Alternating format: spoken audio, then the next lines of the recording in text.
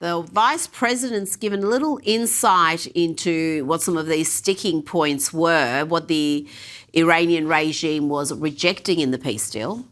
But the simple fact is that we need to see an affirmative commitment that they will not seek a nuclear weapon, and they will not seek the tools that would enable them to quickly achieve a nuclear weapon. That is the core goal of the President of the United States, and that's what we've tried to achieve through these negotiations. Again, their nuclear program, such as it is, the enrichment facilities that they had before, they've been destroyed. But the simple question is, do we see a fundamental commitment of will for the Iranians not to develop a nuclear weapon, not just now, not just 2 years from now, but for the long term? We haven't seen that yet. We hope that we will. Is that wishful thinking, John, expecting Iran to genuinely agree to that and stick to it? And how long is the Trump administration willing to stay in this conflict if Iran doesn't bend on that core demand? Well, Rita, the reality is that there is no one who can now speak effectively for the Iranian government. Its leaders, as of a couple of months ago, are dead. And a promise not to develop nuclear weapons in the future would be worthless. We've heard that before. I don't think we're missing out on anything here. And I think that the administration can continue this campaign, can continue bombing as long as it wants to. But I think it's getting to the point where the important targets have pretty well been destroyed. Now, there's a power struggle to determine who controls the Strait of Hormuz. Tell me about the threats and counter threats and what it all means for the oil shortages we're seeing around the world. Well, CENTCOM, Central Command, explained today, Rita, that we're not blockading the Strait of Hormuz. What we're doing is we are blockading, as of tomorrow evening, Iran's ports. And what that means is that anybody can use the strait, but Iran can't ship any oil. I think that's a great idea.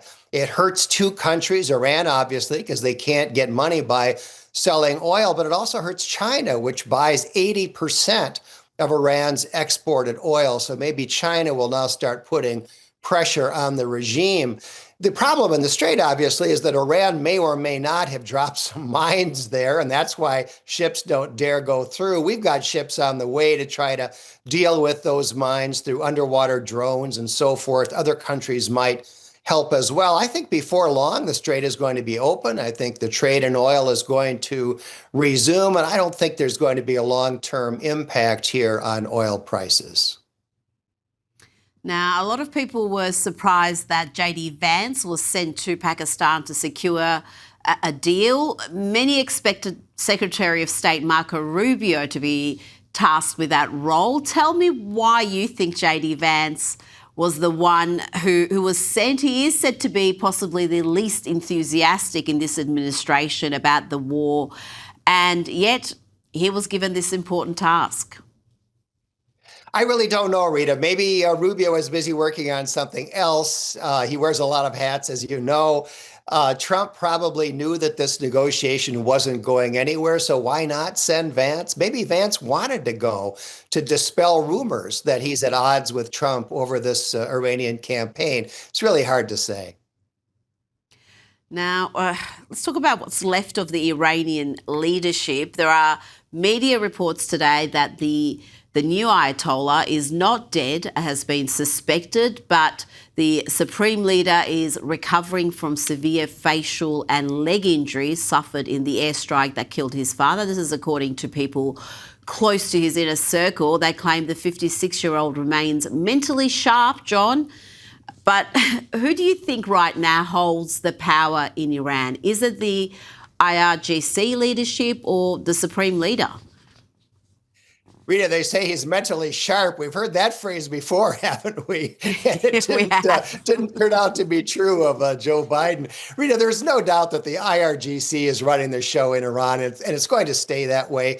It suits their purposes to have a supposed supreme leader who, in fact, is disabled. And I think the days when an Ayatollah was the top power in Iran are over. Going forward, I think Iran is going to be a straightforward military dictatorship. Now, President Trump has threatened 50% tariffs on any nation that gives Iran military aid. amid media reports that China might take a more active role in the war. Listen to this. But I hear news reports about China giving the shoulder missiles, what's called a shoulder missile, anti-aircraft missile. I doubt they would do that because I have a relationship and I think they wouldn't do that. But maybe they did a little bit at the beginning, but I don't think they would anymore. No. But if we catch them doing that, they get a 50% tariff, which is that's a staggering amount.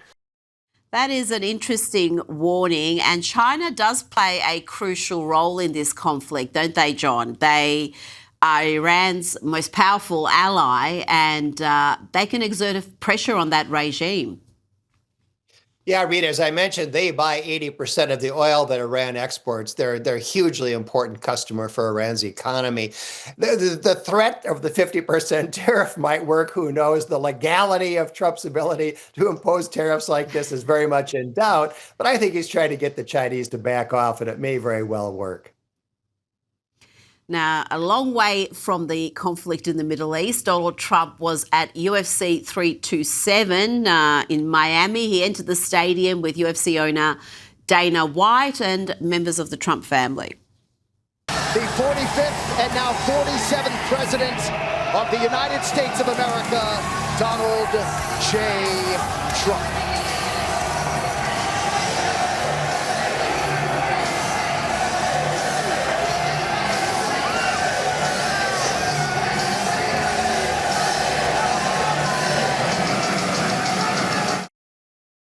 And in scenes that will enrage the lefties, no doubt, we had fighter after their wins paying tribute to the president, including Brazilian Paulo Costa.